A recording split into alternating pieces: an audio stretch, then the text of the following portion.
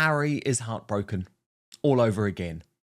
Now, of course, this is something that he is never going to admit publicly, especially as his marriage to Meghan Markle crumbles. Sometimes the most painful part of a breakup is not losing the person. It is watching a version of your own life go on without you. That is what makes this story hit so hard. Not because Chelsea Davy is looking back, not because she seems bitter, not because there is some dramatic reunion on the horizon. Quite the opposite. The sting, at least in the version many royal commentators now see, is that Chelsea appears to have built the kind of life Harry once said he wanted, and she did it completely without him. When you look at the one who got away, and she's living the life that you hope to live one day, in Mystique no less, with a lovely man who treats her very well, of course that is going to hurt. By every outward measure, she is thriving. A happy family, a successful business, a life that looks stable, private, and full. And for Harry, that is not just an old romance moving on. It is a reminder of an abandoned blueprint. According to people close to him, Harry and Chelsea had not just daydreamed about the future. They had talked seriously about a big family. That was not some passing fantasy. It was supposedly one of the things he wanted most, which is why the contrast later became so striking. The same man who had once imagined a house full of children was eventually telling the world that having more than two would be irresponsible because of climate concerns. To outside observers, and reportedly to some of his own friends, that sounded less like a deeply held lifelong conviction and more like another sharp turn in a life already full of them. And now Chelsea has the large family. She has the home. She has the life outside Britain that, according to this telling, once felt imaginable for both of them. That is the part people fixate on. Not because Chelsea is chasing a lost love. She does not seem to be.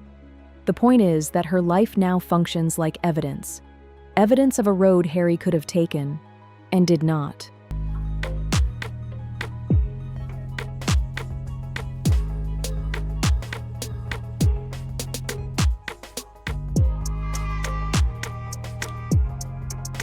But that does not make him a tragic victim in this story.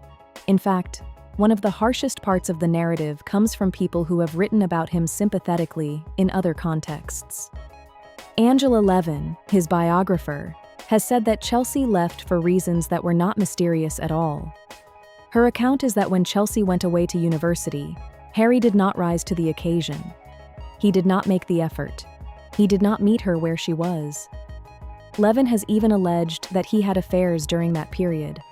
Chelsea, in this version, kept trying to pull him into her world, inviting him to meet her friends, asking him to show up, while he resisted and treated her life as somehow beneath him. That matters because it changes the story. This is not simply about a man mourning the one who got away. It is about a man who may have failed to value the person who fit him best. And by many accounts, Chelsea did fit him. She was never sold on royal glamour. She was not dazzled by titles, not obsessed with status, not trying to perform some grand public role. The appeal, for Harry, seemed to be that she connected to parts of him that felt more natural and less manufactured.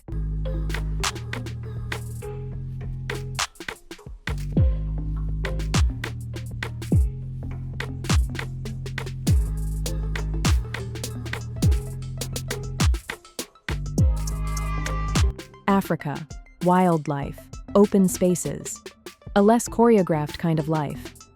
The relationship was reportedly passionate, on and off, messy but real. And in the version of events presented by his critics, the instability kept tracing back to the same source: Harry making the wrong choice, too late, over and over again. That is why some commentators now treat Chelsea less as a romantic footnote and more as a symbol. Not of lost love, but of lost judgment. Because once you start looking for that pattern, they argue, it keeps showing up. It shows up in the marriage narrative now surrounding Harry and Meghan, where every public appearance gets dissected for signs of tension, hierarchy, and resentment. On recent trips, some observers claimed Harry looked visibly uncomfortable with Meghan's attempts at public affection. Their interpretation was not that he dislikes affection itself, but that he resents what he sees as staged ownership. a kind of public signaling about who controls the image and the moment. That is an interpretation, not a proven fact, but it has become part of the larger story being told around him. Then there was the Windsor walkabout after Queen Elizabeth II died, one of the most solemn moments in recent royal history. Reports and documentaries have described tension behind the scenes, with the brothers allegedly arguing before cameras rolled and Catherine stepping in to calm things down. Even stripped of the most dramatic versions, the image that remained was damaging. Not unity, not dignity, but strain breaking through at a moment that demanded discipline. The same criticism followed Meghan's appearance at the One Young World Summit in Manchester.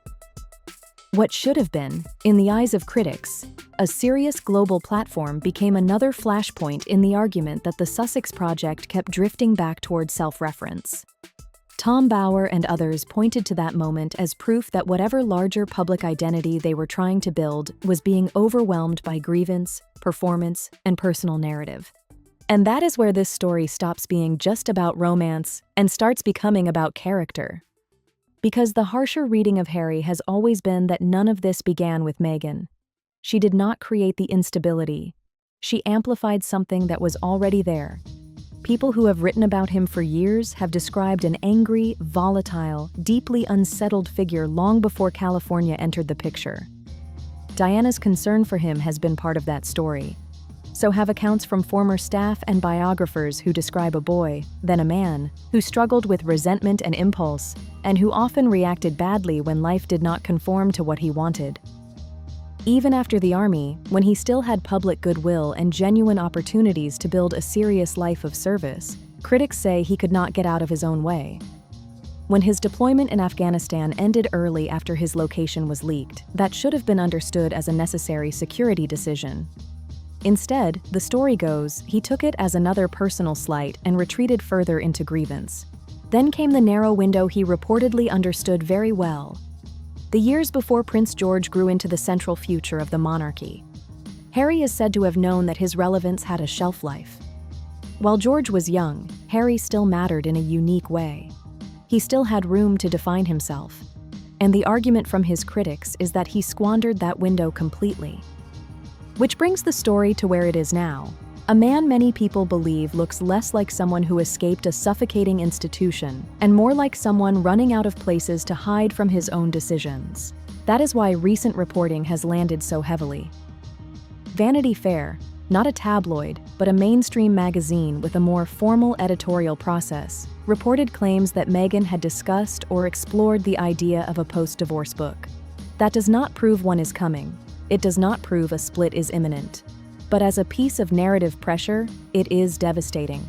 Because once that possibility exists in public, it becomes part of the leverage story. And the leverage, in this version, is obvious. Harry wrote Spare. He exposed family tensions, private conversations, humiliations, drug use, fights, and fractures. He showed the world how much damage can be done from inside a marriage and inside a family. So if a divorce battle ever became public, critics argue he would have every reason to fear what the reverse version might look like. There is also the California question, the one friends reportedly warned him about years ago. Move the children there, and any future separation becomes infinitely harder to navigate on his terms. Whether that warning was fair or not, the fear surrounding custody has become central to the public speculation. It feeds the image of a man not only unhappy, but trapped. At the same time, he is still fighting over security in Britain, and that battle has become its own form of embarrassment. The state's position, as it has been publicly argued, is simple. He left knowing the terms would change. He made that choice. Now he is asking for a level of taxpayer-backed protection that many people believe he can no longer justify. The problem is compounded by his travel record. He has visited countries that critics argue would present obvious security concerns, while still insisting that Britain is uniquely unsafe for him without state-level protection. That contradiction has made the entire case harder for the public to take seriously, so the story tightens. On one side, Chelsea Davy becomes the silent counterfactual. The woman he reportedly cheated on, neglected, and failed to build with now appears to have the very life he once imagined. Not because she stole his future, but because she moved on and made one. On the other side is Harry, staring at shrinking relevance, public suspicion, a marriage under constant speculation, a family relationship he helped destroy in public, and a legal security fight that makes him look disconnected from ordinary reality. That is what gives this whole narrative its force. Chelsea is not the cause of his decline. She is the contrast that makes it visible. She represents a path built on privacy, steadiness, and getting on with life. He represents, at least in the eyes of his critics, the opposite. Grievance turned into identity, impulse turned into pattern, and choice after choice that looked manageable in the moment but disastrous in the long run. And maybe that is the real center of the story. Not that Harry lost Chelsea, but that he keeps running into the same problem wherever he goes. The life falling apart in front of him has his fingerprints all over it. What makes this saga land so heavily is not just the collapse of a relationship or the fallout of a few bad decisions. It is the contrast. One life moved toward peace, privacy, and stability. The other became a cycle of grievance, public damage, and consequences that keep getting harder to outrun. And that is why this story still holds people. Because beneath the headlines, the titles, and the spectacle, it comes down to something painfully simple. Some people lose good things because life gets in the way. Others lose them because they never knew how to hold on to them when they had the chance. Chelsea looks like someone who closed the chapter and built something real. Harry looks like someone still living inside the wreckage of his own choices. And when that becomes the clearest takeaway, the story stops being royal drama and starts looking like a warning. Not every loss is bad luck. Sometimes it is the bill finally coming due. For more breakdowns that cut past the noise and get to what these stories are really saying, keep it locked to BarzBuzz.